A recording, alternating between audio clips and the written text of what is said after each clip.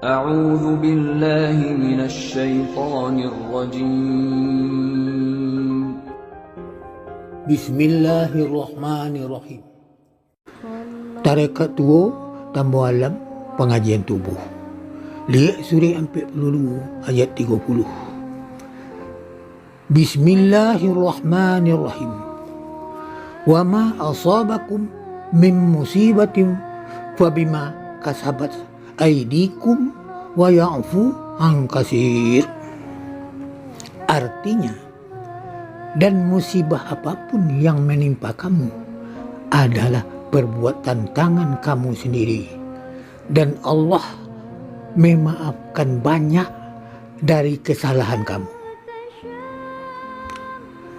Jadi apa saja amal ibadah nan kita perbuat, hasilnya untuk kita. Ditanam tumbuh, berbuah dimakan, tangan mencancang, bau memikul.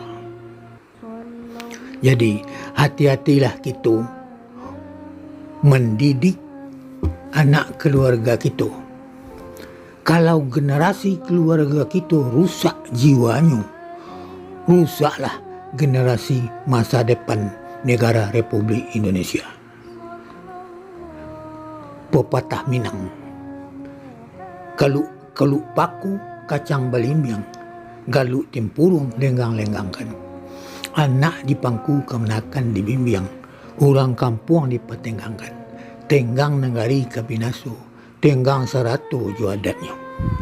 Setetes jadikan laut, segenggam jadikan gunung.